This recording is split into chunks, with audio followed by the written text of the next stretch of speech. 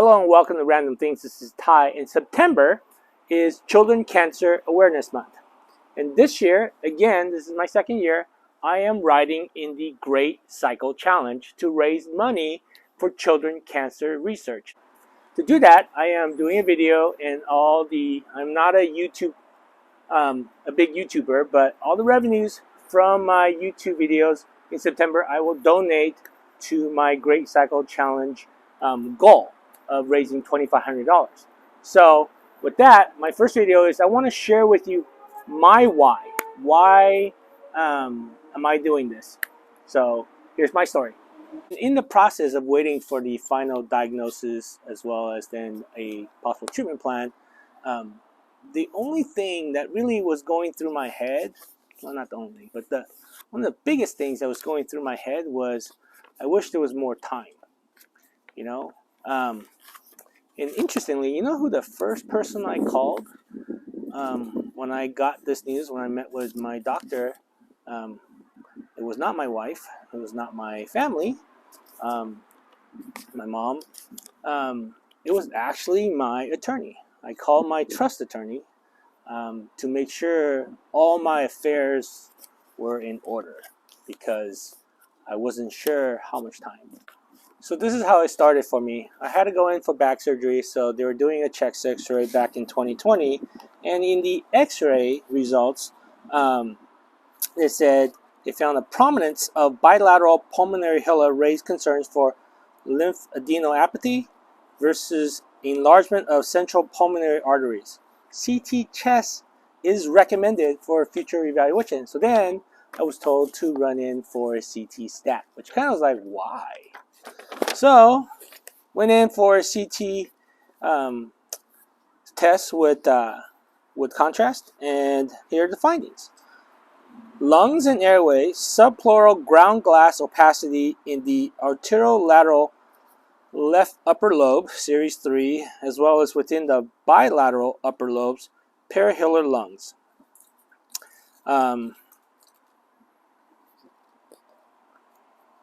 See what else? It says, within the mediastinum, the bilateral hilloa, which could be due to lymphoma or granulomatous disease such as sarcoidosis. And so then the lymphadenopathy measures 3.7 by 2.8 centimeters and so on. So they're roughly 5 centimeters to 3 centimeters. And then there was a 3 centimeter mass above the adrenal gland. So then the back surgery was halted, and I was sent to my primary, who then started talking to me about, oh, I need to refer you to an oncologist, and then was trying to cheer me up, saying that, stage 3, if it's lymphoma, stage 3, there's 65% chance of survival after 5 years. At least they made quite a bit of advancements for non-Hodgkin's lymphoma. And so let me show you my PET scan. So this is the PET scan back in 2020. And so PET stands for positron emission tomography, which is a fancy way of saying it's mapping out radioactive active cells. And the way they get the cells or pinpoint the radioactive cells is you kind of starve yourself of sugar, and then when you go in to do your CT scan, they inject you with a radioactive sugar solution, and then the cells that are undergoing a lot of consumption of sugar, for example, rapid multiplication, will consume that sugar, and then they show up in this mapping technology with the CT scanner. So let me change coloration. I think it's a little easier when I look at it in this contrast. So in this contrast, the blue is the hyperactive cells. Good thing the brain is hyperactive because it's supposed to be that way. But the other areas, like in the lungs and down here my adrenal glands and stuff, you shouldn't be seeing all that activity. Let me see if I can pause it. Let's see. So you shouldn't be seeing that kind of activity in the in the cells. So this is where you start to pinpoint certain abnormalities for the doctors to start investigating. So this no good, not good.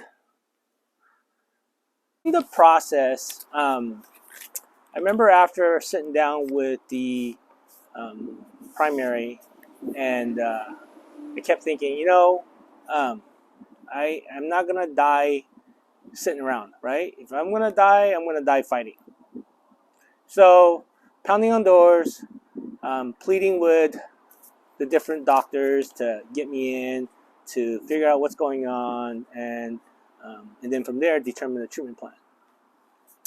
And in the process of waiting for the final diagnosis as well as then a possible treatment plan, the only thing that really was going through my head, well, not the only, but one of the biggest things that was going through my head was, I wish there was more time. And interestingly, you know who the first person I called when I got this news, when I met with my doctor? It was not my wife. It was not my family, my mom.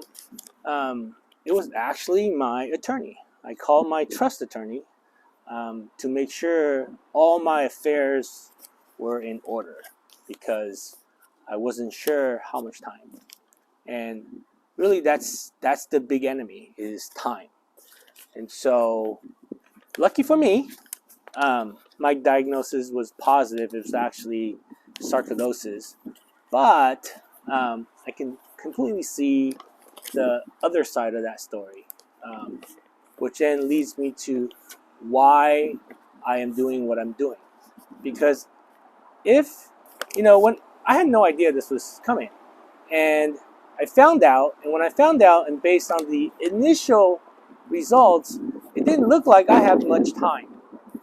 And so, if we start to try to deal with the problems after they come, it's really too late. And so, I am in the process. I want to provide others with a fighting chance, so that when they do get a negative diagnosis, they will have a fighting chance and not wait until that time comes. And I have two great reasons to do this for. I have two kids, and I cannot even imagine having to go through this, hearing news of what I read about myself. If I read that about my kids, I'm not sure I would be able to hold it together. So with that, I want to help promote and help in cancer research wherever which way I can. And what I found was a great little organization called the Children Cancer Research Fund. How they started, and this is their story. In 1979, there was a girl named Katie in Minnesota who was fighting for her life with cancer. And just before that, she had been saving up money to buy a 10-speed. That's what they had back then, because she wanted a bike. Well, unfortunately, she lost her fight with cancer, but she told her parents, as one of the last wishes, was to take the money that she had saved for that 10-speed and donate it for children cancer research. For other kids like her who maybe have a better chance. So the Children Cancer Research Foundation was formed, and now they do a lot of fundraising to help with cancer research. And one of the big things they do is they do an annual cancer cycling challenge. It's called the Great Cycle Challenge. Right? So, right there. Right? And so, what it is a bunch of people with this common cause will ride and fundraise for the Children Cancer Research Fund, so that we can have a funding to help cancer research, and so that we can have answers, so kids and even adults will have a a better chance of surviving this nasty disease. And so for me, last year, I was very fortunate through the generous donations of my friends and family, and very, very generous donation from Electric Bike, and they sponsored anybody to ride in the Great Cycle Challenge. And so I was able to ride over 1,500 miles and raised over $2,500 last year for the children cancer research. Unfortunately, this year they're not sponsoring, and so I have to come up with other ways. And one of the ways that I am going to do is I'm not a well-known philanthropist. I'm not like Mr. Beast. He's way up here, and I'm just like, way down there. He's too cool. And so, but what little revenue I get, I will donate to the Great Cycle Challenge. And so, with that, all the videos that you watch, I'm not asking for actually a donation. I'm just asking you to share this video, like and share it so that YouTube will promote it. And then I will get ad revenue, and any ad revenue I received in this month, which is the month for the Great Cycle Challenge, the month of September, I will donate to this cause. And so with that, I really, I'm asking for your help by liking and sharing the video and promoting the video. You don't have to subscribe. I'm not looking to boost subscriptions or anything like that. And this is not my primary job. I'm not looking to be an influencer as my primary job.